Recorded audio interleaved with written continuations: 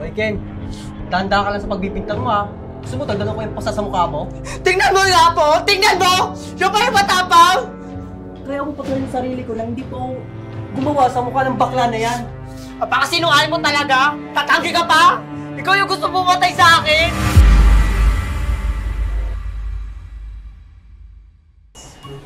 Uy, Mare, nandito ka lang pala. Diyos ko naman. Ito, may chika na naman ako sa'yo. Si Aling Ellen, kilala mo. Yung taga-talon? Mismo Mars. Ay, Diyos ko. Bali-balita, yung asawa niya may kinakasama na daw abroad. Saan mo naman nasagap yung balita na yan, Mars? Ay, syempre, Mars, kung saan pa.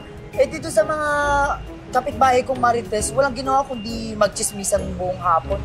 Narinig ko lang kaninang umaga.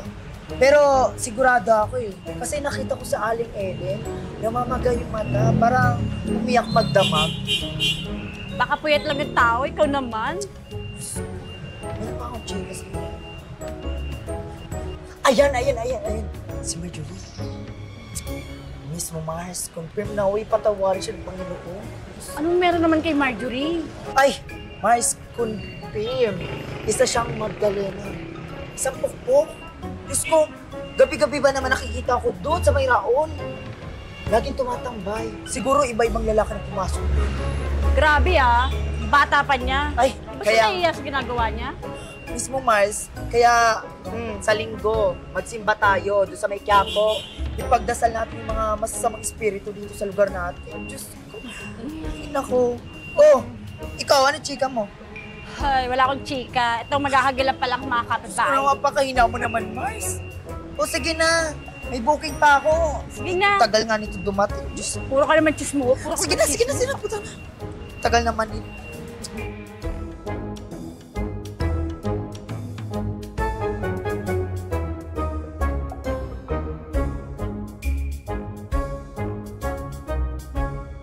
Di ba si Marjorie at Jasper yun? Teka lang. I have smelled something. Wait lang, mapicturean nga to. Masend nga sa asawa niya.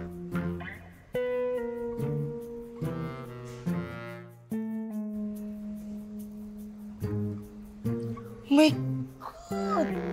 Ano kaya yun? Ano malaki? Sorry ka, Jasper, sa asawa mo.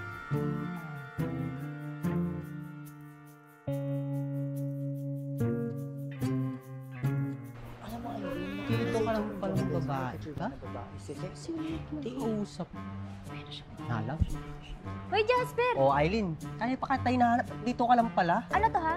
Ano? Maghapon na ako nakabantay sa'yo. Nakuha mo pa maglandi? Patingin nga ako. Teka. Ano ba sinasabi mo? Tsaka ano yung picture na yan? Ano yan? Nakuha lang kayo ng retrato ni Kel habang naglalapon kayo ng babae mo? Hindi totoo yan. Ikaw bakla ka. Sigurado ka sa nakita mo, ha? Ilan yun sa akin yan? Mamamatay ka. Diyos ko, kala mo lang kasalanan. Tingnan mo siya pang galit. My God. Diyos ko. O ikaw, tara na. Simula ngayon, Jasper, ha? Magkanya-kanya na tayo. Magsama kayo ng babae mo. Oo. Diba? Karma yan. Diba? Babaero kasi masyado.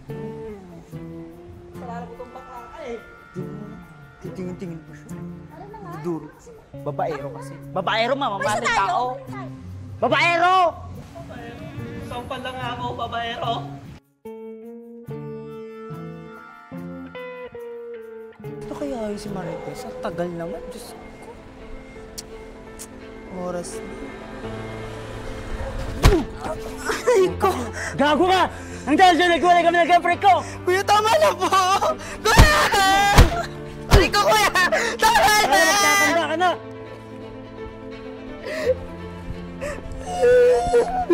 Face ka! Aray!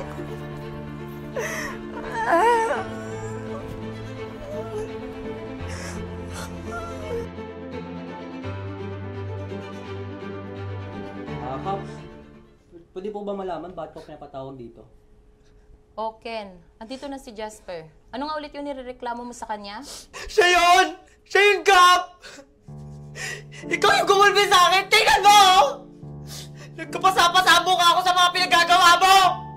Totoo ba yung Jasper? Kap, nagsasabi po ako ng totoo, Kap.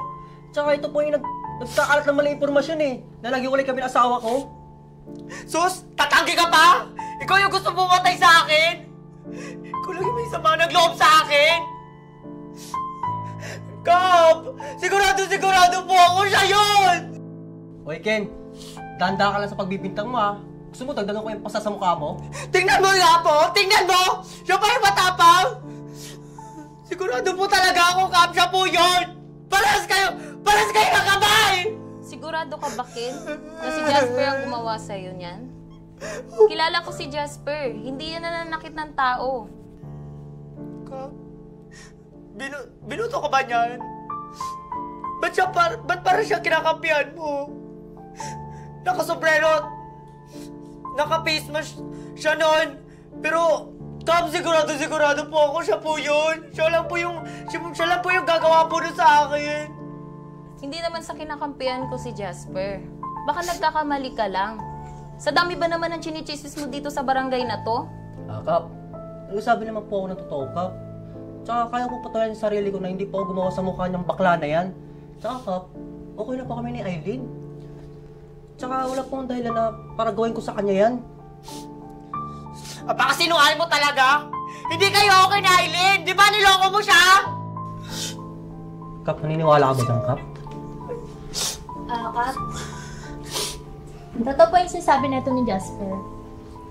Sa totoo po niya, nag-usap na rin po kami ni Marche na kung bakit po sila nag-uusap ni Jasper. Sa totoo po niya, nagpapatulong lang po sa kanya si Jasper kung ano po yung regalo sa akin sa dadating na birthday ko po. Oh, kita mo na? Okay na pala sila. Kap, Marge, sorry Kasi yung oras na nabugbog si Kiel, yan din kasi yung oras na nagpunta si Jasper sa bahay para magtulog na makasok sa Aileen. Oh, malinaw na ba sa'yo, Ken, na hindi talaga si Jasper ang gumawa? Kaya sana, baguhin mo din yung ugali mo. Dahil hindi lahat ng nakikita ng mata mo ay totoo. At hindi lahat ng naririnig mo ay totoo. Kap, sorry po, Kap. Sorry po sa abala. Huwag ka sa akin humingi ng sorry. Sa kanila ka humingi ng tawad. Jas, Aileen, sorry talaga. Sorry sa problemang idudulot ko sa inyo. Ayos lang yung Ken. Sana maging mabuting araw ko sa'yo, ha. Tsaka huwag mo ito gawin sa iba para dito mangyayari sa'yo, Ken. Tsaka, bagayin mo na yung ugali mo. Hindi ka na mayayaman sa chismis, eh. Lalo pa ito magdudulot ng kapamakan sa'yo. Tama yan. Tignan mo na lang si Marge. Pinagkalat mo na bayarin siya. Kaya sana magsilbing aral na lang ko sa'yo. Sorry talaga. Sorry talaga sa inyo. Kap, sorry po. Ano ka ba? Trabaho kong mapaayos kayo dito sa barangay na to. Tama ng drama. Group hug na nga kayo.